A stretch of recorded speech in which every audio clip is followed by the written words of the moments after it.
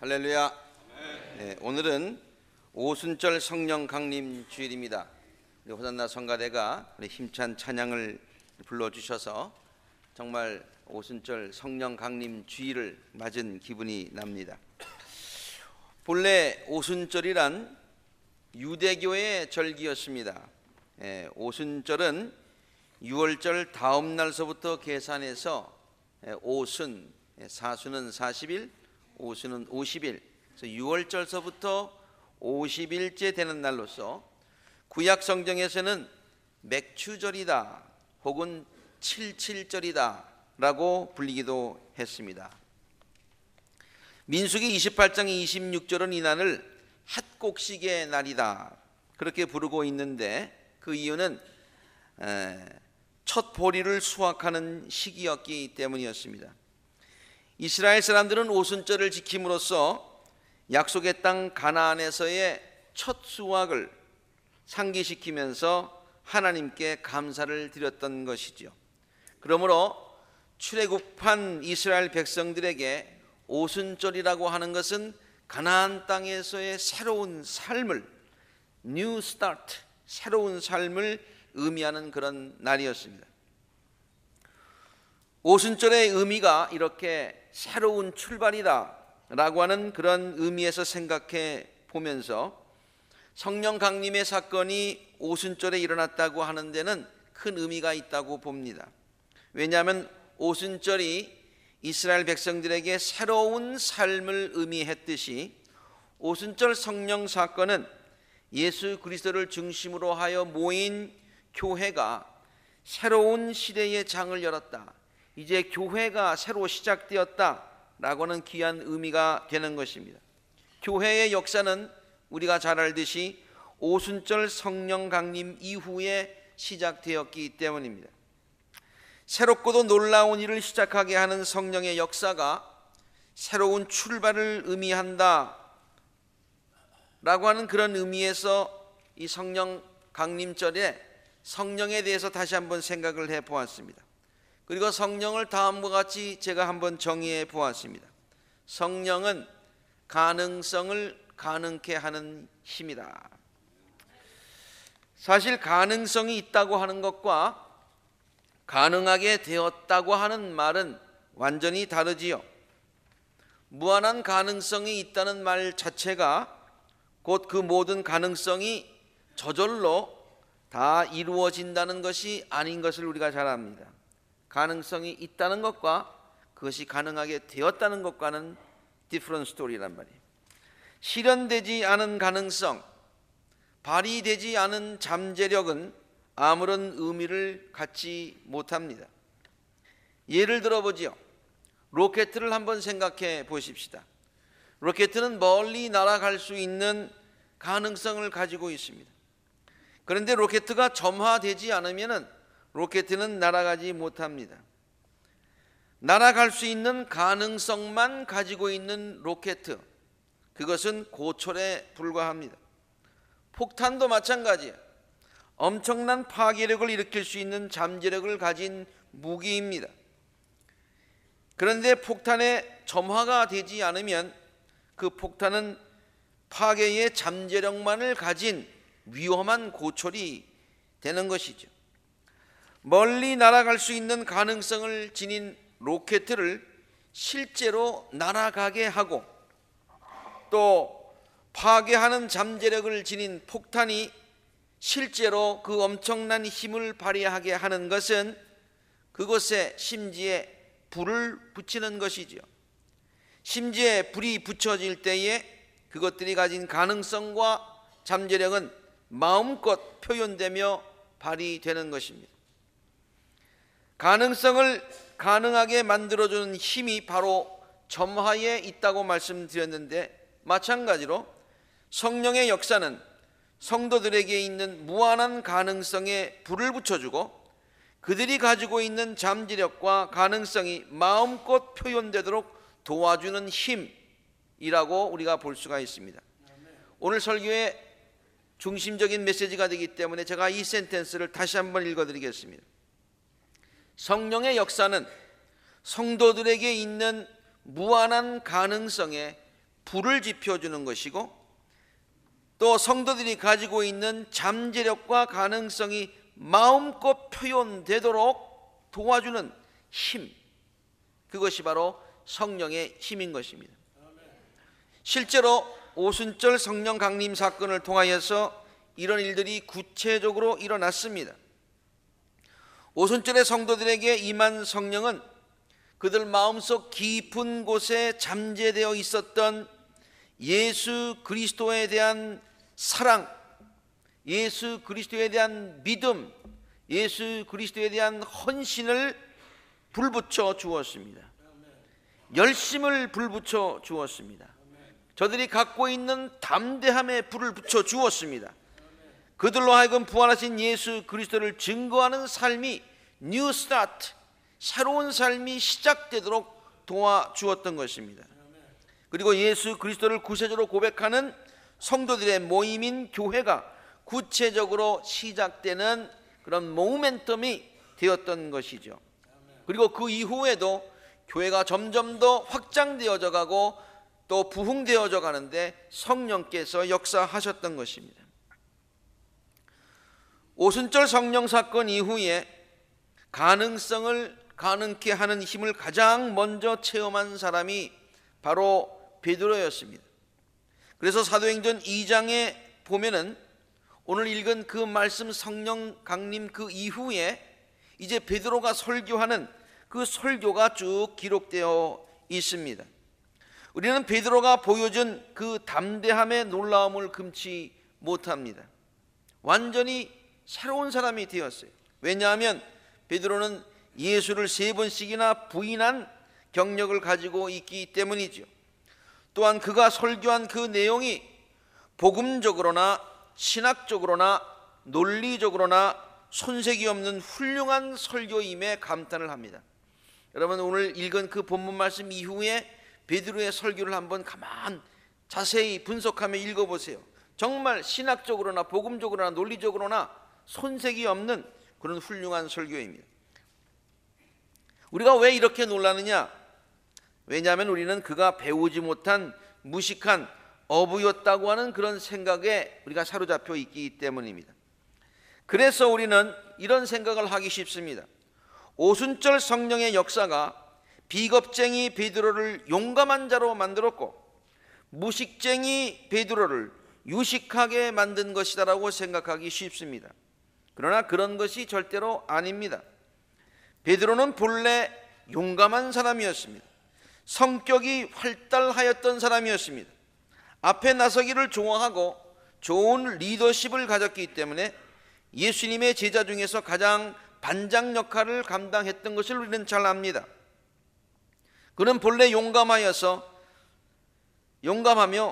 담대한 그런 잠재력과 가능성을 지닌 사람이었지요. 그런데 한때 사탄에게 그의 마음이 빼앗겼던 것입니다. 아니, 사탄이 그의 마음을 가로막았던 것입니다. 그 잠재력을 눌렀던 것입니다. 그래서 결정적인 순간에 그가 갖고 있는 담대함을 나타내지 못하게 하였고 비겁하게도 예수님을 모른다고 3번씩이나 부인하게 되었던 것이죠. 그런데 이제 성령의 역사가 이제는 사탄의 역사를 막고 그에게 있던 담대함의 그 잠재력에 불을 지펴 주었던 것입니다. 오순절 성령 사건 이후에 무식하였던 베드로가 갑자기 유식하여진 것이 아닙니다. 베드로의 설교 내용을 분석하여 보면은 그가 평소에 성경에 대해서 많은 지식이 있었음을 보여줍니다. 그래서 그는 설교할 때마다 성경을 많이 인용합니다. 그리고 신약 성경 중에 베드로 전후서 알지요? 그 베드로 전후서를 읽어보면은 그가 얼마나 조직적인 그런 논리적인 사고력을 가졌고 복음적인 지식을 가졌는지를 우리가 잘 압니다. 그런데 조금 전에도 말씀드렸듯이 베드로는 오순절 성령 사건 이전까지는 충분하게 그에게 있었던 잠재력과 그 능력을 발휘하지 못하였던 것이죠. 이유는 그가 믿고 따르던 예수님께서 비참하게 십자가에 돌아가셨다는 그런 실망감이 너무 컸기 때문이죠. 예수 그리스도께서 왜 고난을 당하셔야 했는지 의심이 아직 풀리지 않았기 때문이죠. 그리고 예수 그리스도의 고난 사건 이후에 예수를 따르던 자들에게 대한 유대인의 핍박이 너무 심했기 때문이죠. 이러한 내적이며 외적인 여러 가지 요인들이 베드로로 하여금 그가 평소에 갖고 있었던 무한한 가능성을 마음껏 발휘하지 못하게 하였던 것입니다. 우리들도 마찬가지죠. 우리에게 가능성이 있지만은 이와 같이 신앙생활 하다가 실망감에 빠진다든가 의심에 빠진다든가 그 다음에 너로 고난이 다가온다든가 그럴 때에 그 가능성이 그것에 눌려서 제대로 우리의 신앙생활이 기쁨 신앙생활이 발휘되지 못한다, 그런 말입니다. 그런데 오순절 성령의 사건이 베드로로 하여금 부활하신 그리스도를 잘 증거할 수 있는 그 가능성에 불을 댕겨 주었던 것입니다. 그가 평소에 아는 성경 지식, 그가 경험한 예수 그리스도, 그가 그동안 삶을 통해서 경험했던 모든 것들, 그런 것들을 복음 전파를 위하여 모든 것들을 다 통합시킬 수 있는, 통합시켜서 이제 일을 시작하게 하는 그와 같은 역사가 바로 성령의 역사였던 것입니다. 물론 성령의 역사 가운데서 없는 것을 있게 하시는 역사가 분명히 있습니다. 그러나 대부분의 성령의 역사는 우리들이 갖고 있는 가능성에 불을 댕겨주고 가능성을 가능성으로 만들어주는 힘이 되는 줄로 압니다. 하나님께서 우리들 안에 있는 모든 가능성들이 오늘 성령 오순절 성령 강림 사건을 통해서 동일하게 우리들에게도 일어나기를 간절히 바랍니다. 하나님께서 삼손에게 엄청난 힘을 은사로 주셨습니다. 삼손이 얼마나 힘이 있습니까? 그런데 그는 하나님께서 그에게 주신 그 무한한 가능성을 충분하게 발휘하지 못한, 정말 사사기서를 읽어보면 삼손의 이야기를 보면 안타까워요.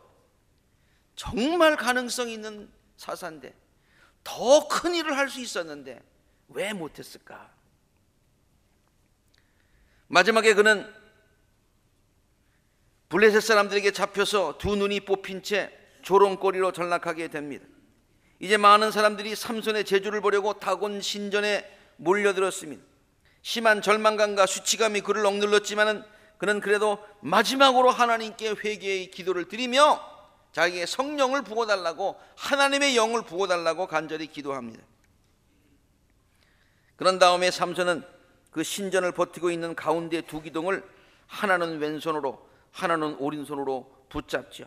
있는 힘을 다해서 기둥을 밀어내니 신전이 무너지지요. 통치자들과 모든 백성들이 돌도미에 깔려 죽지요.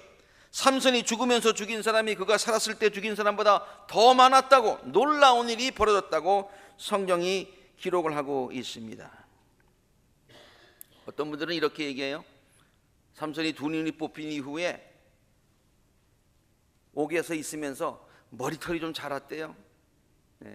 그런데 블레셋 사람들이 그걸 깨닫지 못했대요. 그런데 조금 무리가 자랐기 때문에 그때 한번 힘을 썼다는 거예요. 분명한 것은 머리털과 힘과는 아무 상관이 없다는 것입니다. 그렇죠? 제가 말할 수 있어요. 머리털 때문에 그런 게 아니에요. 하나님의 영이 그에게 임해서 그가 갖고 있는 잠재력에 불을 질러주신 거예요. 삼손에게 내린 하나님의 영은 삼손에게 있던 무한한 가능성과 잠재력 능력에 불을 지켜주신 능력이 되었듯이, 우리가 성령 강림절을 맞이하면서 우리 안에 하나님께서 주신 좋은 그레이스 앤 기프트에 하나님께서 불을 지펴주시면 우리를 통해서 놀라운 일들이 일어나게 될 줄로 믿습니다. 본문 말씀 읽지는 않았습니다만은 제가 베드로 얘기했고 삼손 얘기했으니까 한 분만 더 얘기하십시다. 바울에 관한 이야기를 제가 좀 생각해 보았습니다. 세상적인 의미에서 보더라도 바울은 정말 놀라운 가능성을 많이 지녔던 사람이었습니다. 그가 자기 자신에 대해서 그렇게 자랑하진 않는데 어느 순간에 한번 이렇게 얘기한 적이 있습니다. 사실 내가 자랑할 것이 없는 것은 아니다. 굳이 말하자면 내가 한번 이렇게 자랑해 보겠다. 나에게 있는 가능성이 얼마인지 한번 소개해 보겠다 하면서 그가 여드레 만에 할례를 받을 만큼 율법을 잘 지키는 가문의 사람이었고, 이스라엘 민족 가운데서 왕족인 베냐민 지파의 사람이고, 히브리 사람 중에서 히브리 사람이고, 율법으로는 바리새파 사람이고, 열성으로는 교회를 받게 하였고, 율법의 의로는 흠잡힐 데가 없었던 사람이었어요. 가능성이 참 많죠. 그런데 그는 그가 가진 많은 가능성들을 예수 그리스도를 위하여 사용하지 못했었습니다. 자기의 자만, 잘못된 생각, 그것 때문에 정말로 크게 사용할 수 있는 포텐셜이 많았음에도 불구하고 사용하지 못했어요. 오히려 그는 그 많은 좋은 가능성들을 그리스도를 핍박하는 핍박하는 것으로 썼어요. 방향이 잘못된 가능성은 오히려 잘못 풀리면은 부정적인 결과를 일으키기가 쉽습니다. 우리에게 있는 많은 가능성이 성령에 의해서 쓰일 때는 귀하게 쓰이고, 세상에 의해서, 나에 의해서 쓰일 때는 잘못된 방향으로 쓰인다, 그런 얘기예요. 그러니까 이 가능성에 누가 불을 지피느냐가 중요해요. 세상의 재미가 우리를 불을 지피느냐, 아니면은 성령이 불을 지피느냐. 그런데 바울에게는 성령께서 그에게 임해서 그를 변화시켜 주었습니다. 그가 배웠던 많은 학문은 그가 그리스도를 조리 있게 증거하는 도구가 되었습니다. 무슨 일에든지 열심을 내는 그의 성격은 복음을 위하여 목숨까지도 바치는 열심으로 쓰이게 됩니다. 그가 가진 로마 시민권이 전에는 동족을 억누르는 도구로 쓰였었는데, 바울을 변화시키는 성령이 바울이 가진 그 시민권을 복음을 위해 그렇게 사용할 수 있게 하셨습니다. 바울에게 임한 성령의 역사는 바울에게 있었던 모든 가능성들을 주님의 영광을 위해서 최대 한도로 사용할 수 있도록 만들었다 이 말이에요. 바울에게 있는 가능성이 세상에 의해서 쓰이지 아니하고 하나님의 영광을 위해서 쓰이도록 성령께서 그를 변화시켰다. 하나님께서 우리들의 삶에 귀한 은혜와 능력과 그레이스 앤 기프트를 주신 줄로 믿습니다. 그것들이 세상적으로 쓰이는 것이 아니라 하나님의 영광을 위해서 쓰일 수 있는 그 같은 놀라운 것들이 되어지기를 간절히 바랍니다. 저는 이 말씀을 준비하면서 우리 교회를 한번 생각해 보았습니다. 우리 교회에 하나님께서 주신 은혜가 너무 많습니다. 하나님께서 주신 축복이 너무 많습니다. 얼마나 귀한 가능성들과 잠재력을 주신지 모릅니다. 좋은 위치에 좋은 성전을 허락하여 주시고 많은 좋은 교인들을 이곳에 불러주셨습니다. 훌륭한 신앙을 가진 성도님들이 많이 있습니다. 좋은 성품들을 가진 교인들이 많이 있습니다. 좋은 성품들을 가진 교인들. 그래서 저는 우리 교인들을 생각할 때 정말 영어로 얘기하는 진짜 그 의미의 레이디스 앤 젠틀맨이 많습니다. 많은 재능과 은사를 가진 교인들이 많이 있습니다. 정말 무엇이든지 마음을 모아서 하고자 하기만 하면 못할 것이 없는 교회요 교인들이다, 그런 생각을 해봅니다.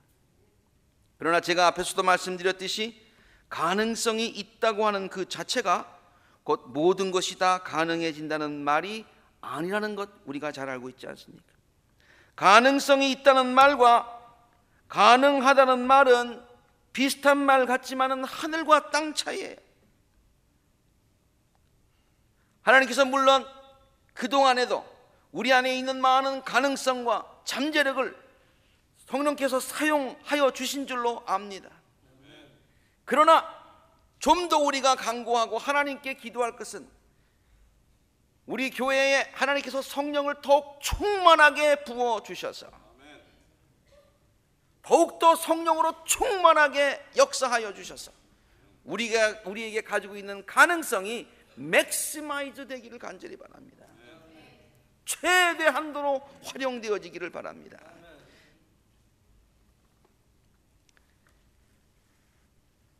그래서 저는 요사이 새벽마다 기도하면서 주님, 우리 교회에 주신 귀한 가능성들, 잠재력들이 정말 가능하도록 주님의 영광을 위해서 주님의 마음을 그래서 시원하게 해드릴 수 있도록 가능으로 바꾸어 주시옵소서 기도를 드립니다.